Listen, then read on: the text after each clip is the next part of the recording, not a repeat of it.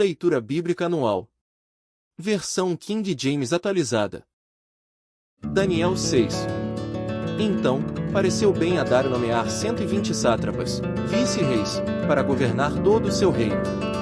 E, acima deles, 3 grandes líderes, um dos quais era Daniel. Os sátrapas tinham que prestar contas a esses supervisores a fim de que o rei não sofresse qualquer dano ou prejuízo.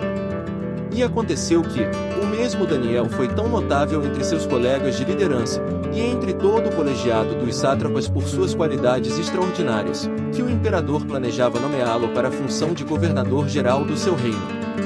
Mas, assim que os seus colegas de liderança e todos os sátrapas tomaram conhecimento dessas intenções do rei, muitos passaram a procurar motivos para acusar Daniel em sua administração e governo, mas nada de mal conseguiam encontrar. Não puderam achar falta alguma em Daniel e em seu proceder, porquanto ele era leal, nele não havia qualquer desonestidade, desleixo ou erro algum.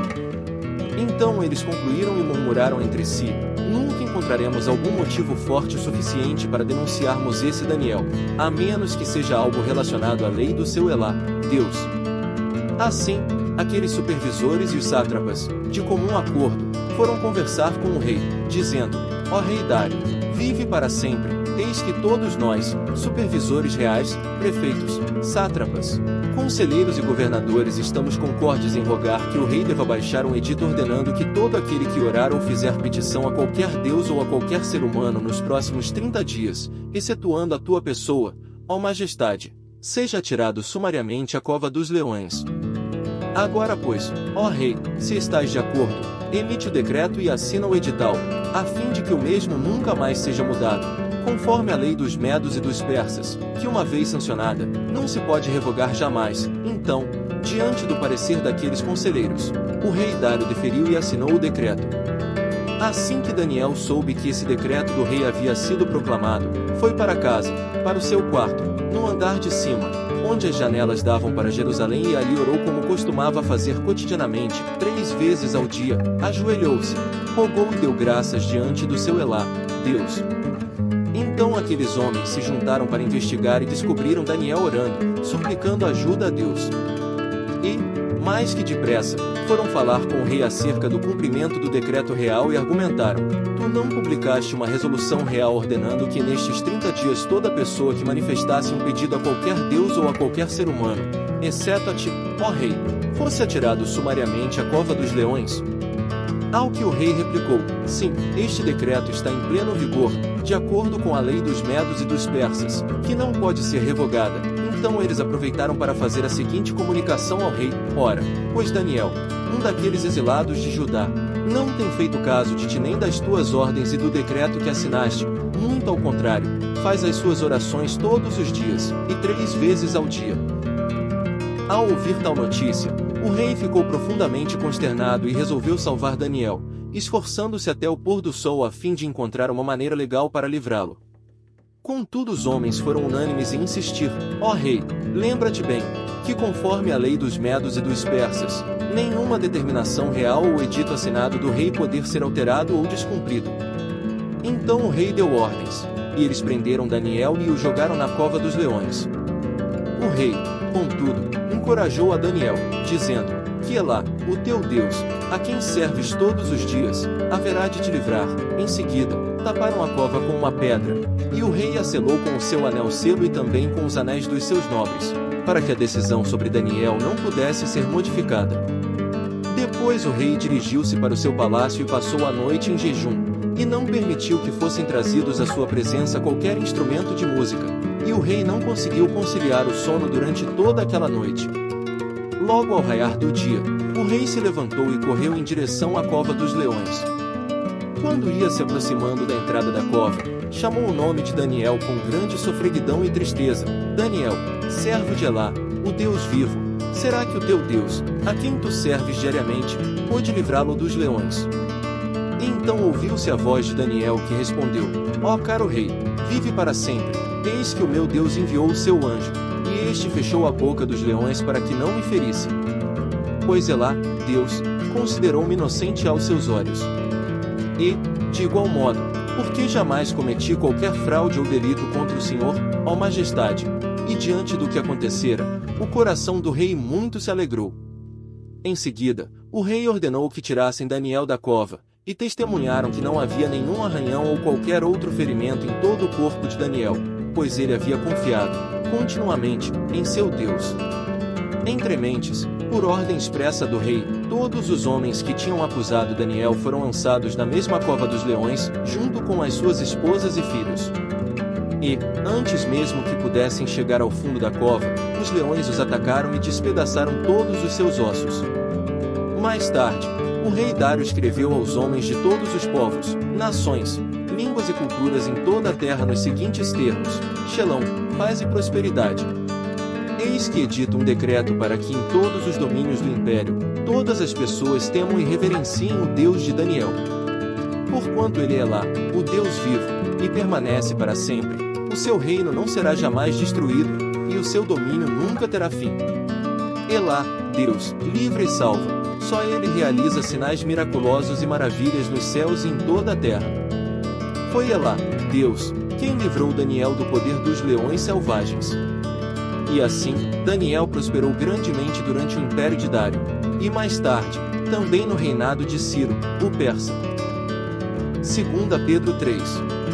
Amados, esta é agora a segunda carta que vos escrevo. Em ambas procuro despertar com estas recordações a vossa mente sincera, para que vos lembreis das palavras que anteriormente foram ditas pelos santos profetas, bem como do mandamento do Senhor e Salvador, que os vossos apóstolos vos ensinaram. Antes de tudo, considerai atentamente que, nos últimos dias, surgirão escarnecedores anunciando suas zombarias e seguindo suas próprias paixões. Eles proclamarão: o que aconteceu com a promessa da sua vinda? Ora, desde que os antepassados morreram, tudo continua como desde o princípio da criação. No entanto, deliberadamente, eles não reconhecem que desde a antiguidade, por intermédio da palavra de Deus foram criados os céus e a terra, e esta foi formada da água e por meio da água. Foi pelas águas que o mundo daquela época foi submerso e destruído. Ora, por intermédio da mesma palavra, os céus e a terra que hoje existem estão também preparados para o fogo, reservados para o dia do juízo e para a total destruição dos ímpios. Contudo, amados, há um princípio que não deveis esquecer, que, para o Senhor, um dia é como 1000 anos, e 1000 anos, como um dia. O Senhor não se atrasa em cumprir a sua promessa, como julgam alguns. Pelo contrário, ele é extremamente paciente para convosco e não quer que ninguém pereça, mas que todos cheguem ao arrependimento.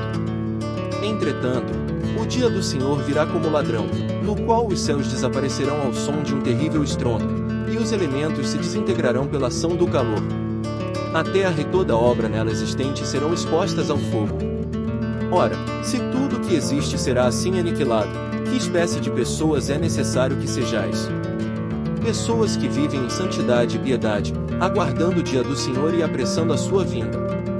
Naquele dia, os céus se dissolverão pelo fogo, e todos os elementos, ardendo, se dissiparão com o calor. Todavia, confiados em sua promessa, esperamos novos céus e nova terra onde habita a justiça. O cristão e o dia do Senhor. Por isso, amados, enquanto aguardais estes eventos, esforçai-vos para que sejais encontrados por ele em plena paz, sem mácula e livres de culpas diante dele.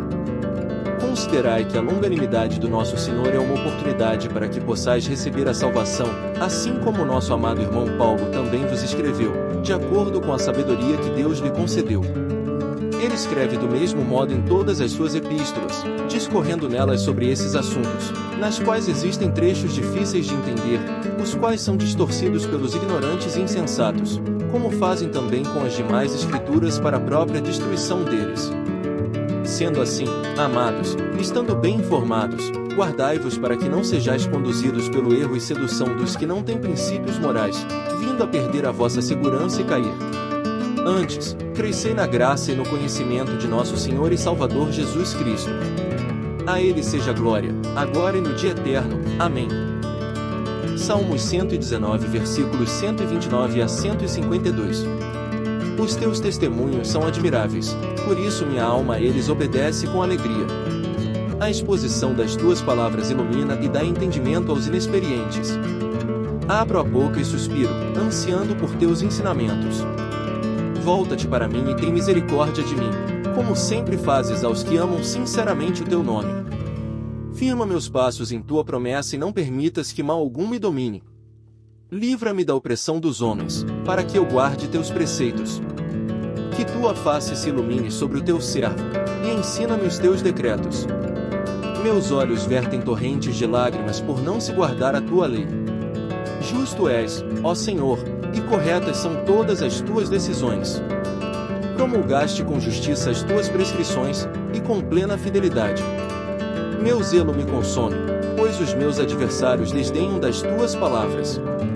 A tua promessa foi absolutamente comprovada, e por esse motivo, o teu servo a ama. Sou insignificante e desprezado, contudo não esqueci teus preceitos. Tua justiça é justiça eterna, e a tua lei é a verdade. Sobrevieram-me angústia e tribulação, todavia teus mandamentos são minha delícia. As tuas prescrições são justiça eterna, dá-me discernimento para que eu tenha vida. Clamo de todo o coração, responde, Senhor, quero obedecer a teus decretos. Clamo a ti, salva-me, para que eu possa observar as tuas prescrições. Antes da aurora me levanto para suplicar o teu auxílio, em tua palavra deposito toda a minha esperança. Fico acordado nas vigílias da noite, a fim de refletir sobre as tuas promessas. Ouve as minhas orações por teu amor leal, ajuda-me a viver, Senhor, de acordo com as tuas ordenanças. Aproximam-se esses infames, meus perseguidores, que se afastaram da tua lei. Entretanto, tu estás perto de mim, Senhor, e todos os teus mandamentos são verdadeiros. De tuas determinações sei, desde muito, que as estabeleceste para sempre. Provérbios 28 versículos 21 e 22. Não é justo fazer acepção de pessoas, mas alguns juízes procedem assim por um pouco de dinheiro. O homem de olho ávido corre atrás da riqueza, e não sabe que a necessidade vai cair sobre ele.